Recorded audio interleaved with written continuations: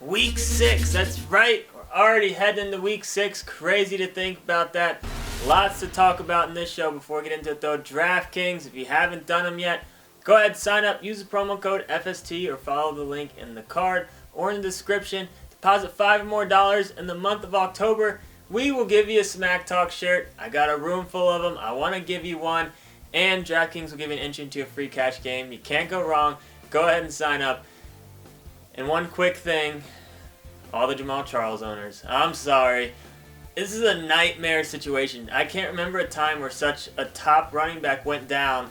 Everyone thought we knew who their handcuff was, and now it's someone completely different. So I feel even more terrible for Jamal Charles owners that had Nile Davis on their bench, because that is rough. Because it's Charkandrick West is the guy that looks to be the handcuff, looks to be the guy that you need to pick up. Jamal Charles is done. You gotta do what you gotta do to get this guy on your team. If you've been holding on to the number one waiver, if you've been saving your fab dollars, this is your chance to use it. Now, it is a little bit scary because we know Nile Davis is decent and can handle the workload. But it looks like West definitely has the upper hand. So he's going to get the first crack at it. So he's the guy you're going after. But I do think in deeper leagues, Davis does still need to get picked up. But West is the guy you got to go after. Again, if you've been saving that number one waiver, here's your chance. Go ahead and pick him up. I do want to talk about Rawls for Seattle. Lynch's handcuff. Here's the deal with Rawls and any type of handcuff, really. They don't always have value even when they get the chance to play. And that's why I do think Rawls is pretty much a must-add in all leagues right now, because he's proven 2 out of 3 games he's played really well. So if Lynch continues to have issues or comes back and gets hurt again, Rawls is going to be a guy that can give your team value. So all you Marshawn Lynch owners, you're going to want to handcuff him with Rawls. And then yes, it definitely looks like he is the handcuff to own. So there's not going to be any surprises, I don't think, in this scenario. So Rawls I do like. And another guy that's right on the cusp of must-add in all leagues is Antonio Andrews with Tennessee. I know it's a mess out there with the Titans and the running back situation, but whenever it's kind of a coin flip or it's just kind of a messy situation in a running back committee, I like the guy that gets the goal lines, and that's what Andrews does. He got the goal lines. He scored a touchdown in each of the last 2 weeks. So I think he's just at least a decent running back to have on your bench to help you get through some bye weeks that has 10-plus point potential week to week just because of his potential touchdowns. Some people to talk about in deeper leagues, some running backs. Buck Allen with Baltimore, Forsett's banged up. They're saying he's probably going to be able to play, but Allen's looked good. I mean, I think he will, even if Forsett stays healthy, I think Allen will continue to get more and more carries as the year goes on. I've been impressed with him.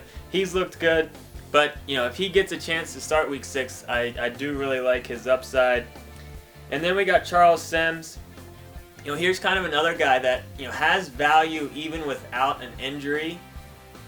And if he does get a chance to start, if Martin goes down and Sims is the only guy left, I mean his upside's huge. I mean, Sims has been consistently involved in that offense, and I do like what he's done so far. I think he has a little bit more value in PPR leagues, but he's definitely looked good so far this year. And then I do want to talk about Shane Vereen. Here's a guy.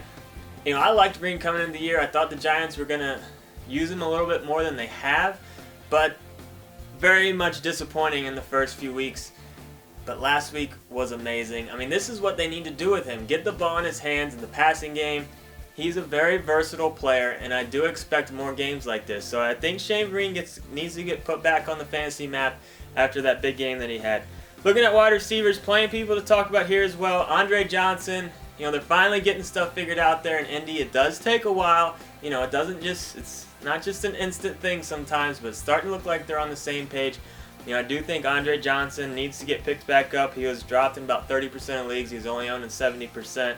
Willie Snead, this is a guy that I instantly regretted not putting in my video last week. I did have him in my write-up, but again, this is just a portion of the list. If you want to see the full list, get onto the website, because I can't talk about everyone else. The videos would be too long. But Willie Snead is a guy that definitely needs to get picked up in all leagues. I mean, coming into the year, it looked like Brandon Coleman was going to be the guy, but it's Snead that looks like it's going to be the guy. So we knew whoever won that job, whoever was the second option out there for the Saints was going to have value, and it looks like it's going to be Snead. Then Allen Hurns, we got to talk about him. You know, at this point, he's a must-add in all leagues. Jacksonville's offense is headed in the right direction. They got Thomas back now. Yeldon's playing better. Bortles is playing well. That offense is looking pretty good, and Allen Hurns just keeps on putting up stats. I mean, he needs to be owned in all leagues. Quick note on Brandon LaFell. He might be back soon. If you wanted to be the one that picks him up and hopes he comes back and plays well, now's going to be the time to pick him up if you do want Brandon LaFell. At quarterback, talked about him a little bit already, but Bortles, now he does have a little bit of an injury thing going on right now, so pay attention to that. But Bortles, I think is right there, right there on the edge of being a top 10 quarterback. I mean, I really do think he has that kind of upside from here on out. He throws in a little bit extra with his legs, and that offense, again, is just trending in the right direction.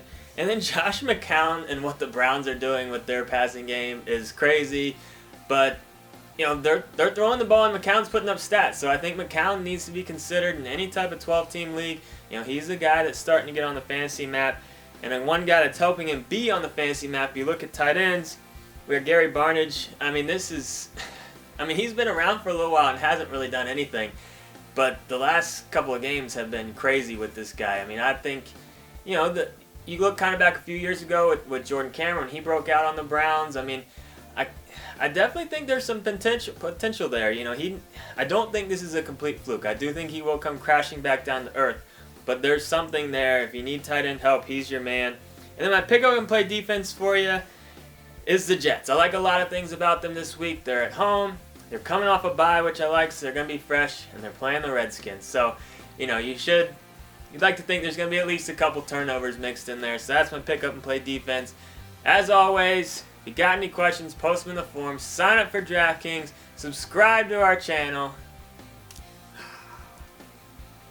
And good luck getting West on your team. And sorry, Jamal Charles owners.